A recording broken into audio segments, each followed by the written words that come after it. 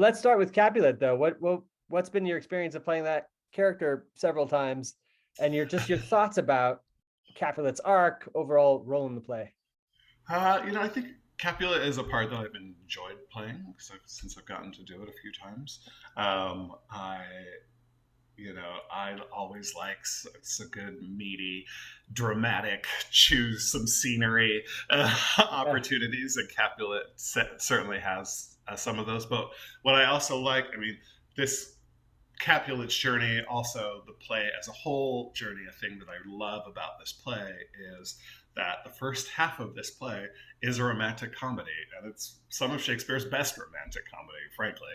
And I love that Capulet in the first part, you get to be sort of this loving father and a party thrower and like a good time guy. And you get to play in that world. And then in the second half, when the play turns into deep tragedy, you also get to mine those colors as well. And so I love that you get to do a little bit of everything, which doesn't actually happen that often.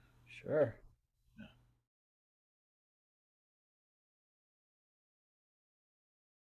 I find this character quite intriguing. I have, especially after my second time playing her, so much compassion for this character. I find her situation resonant in some unexpected ways, I think, with some of the circumstances that people who have maybe found themselves in positions of marginalization or have found themselves to be silenced in some kind of arena. I feel like that's definitely one of Lady Capulet's circumstances. And so really the last time I played this part, I got a strong sense of her deprivation and her kind of restrictiveness, sort of how she restricts her own behavior. According to kind of the cultural mandates in which she's living. And then how she has been and is throughout the play increasingly constricted, I think, that she occupies some space in the play, not as much as other characters. And that I think that space sort of shrinks, as the play moves along. It's a very palpable experience to play in that. Oh, I'm so looking forward to this conversation. You're the first Lady Capulet I've gotten to talk to, but Lady Capulet has come up a lot, particularly in conversations with actors who play Juliet or the nurse. And what you say, is where Juliet is sort of desiring an authentic life and not having to code switch, even though she's able to, could very much be a reaction to what she's seen her mother have to do. Yeah, I 100% think that. Yes, absolutely. I really do think that what we see in this version of Verona that Shakespeare gives us is pretty restrictive gender roles, and that a girl like Juliet, who grows up to be a woman like her mother, is facing, it seems to me, just increasing diminishment kind of throughout the course of her life. And Juliet has a vision so far beyond that.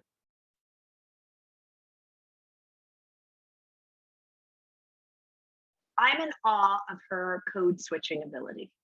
It astonishes me from the first scene with the nurse and the mom to speak both of their languages in the same scene and appease one person and be able to sort of sparkle with the other one and have some things underneath about what's understood, but to hold her ground in a situation of that size of being told it's time for you to get married. That poise fascinates me. And I think she is ready to graduate to the next moment of her life. So I don't think that it's all resistance from the jump. I think there is an active curiosity of I am ready to go, because I don't know, depending on how each company decides what that world is, there is an oppressive world and it spills over into her every day. And so to be able to step outside and have some perspective, I think she is ready for that.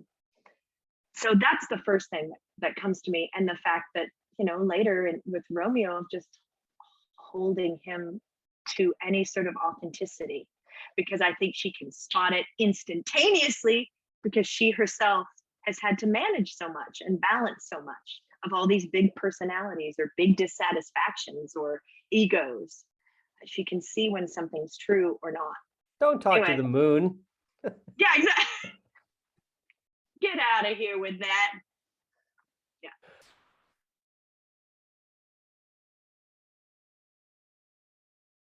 Well, her name is Angelica. It's mentioned once, I think, by Lord Capulet. And Angelica, as Shakespeare always does, the names are important. So she's sort of the guardian angel of Juliet. But in Greek, it also means messenger. And she's very much the go-between for the two lovers. She's in on the secret affair. She facilitates it, she moves it along, and then she abandons it.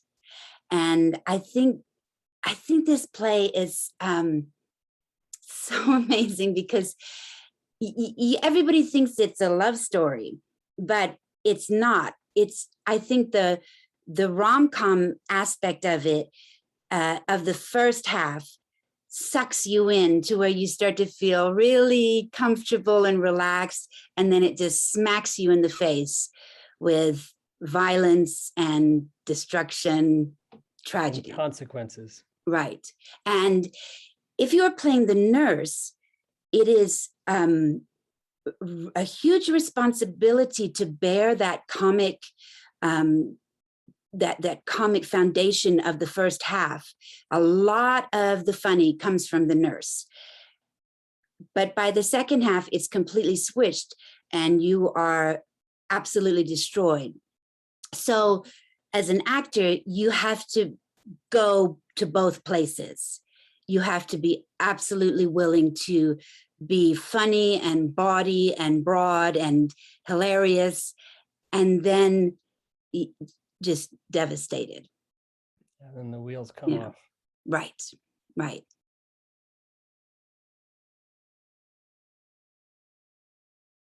Talk about your experience of playing Tybalt, and thoughts about Tybalt's role within the play. I like Tibble, and I've been thinking about this. I haven't quite seen the Tybalt that I see when I read the play yet, including when I played it. I think he often, he's introduced as fiery Tybalt, right? He bursts into that opening scene, and then when Benvolio describes him, he describes to Romeo, I think he uses the phrase, "Then fiery Tybalt came on." I'm sure he didn't say came on, but yeah. And then of course, in the scene with Capulet calls him, you're being too hot, you're fire, and I don't feel like we ever get beyond that when we see his character, because he very much, performs a function in the play. His job is to get pissed off and die, right? Right. But I every time I want to approach the character again, either to play it or to maybe to direct it someday, that I love Benvolio and Mercutio both speak really kind of derisively of his ability. Mercutio says in his Cat of that speech. Yes. Prince of Cats or Prince of Cat speech. Yeah, he criticizes him and says, he fights by the book, yes, which has that idea of like being very rote and like by the rules and methodical.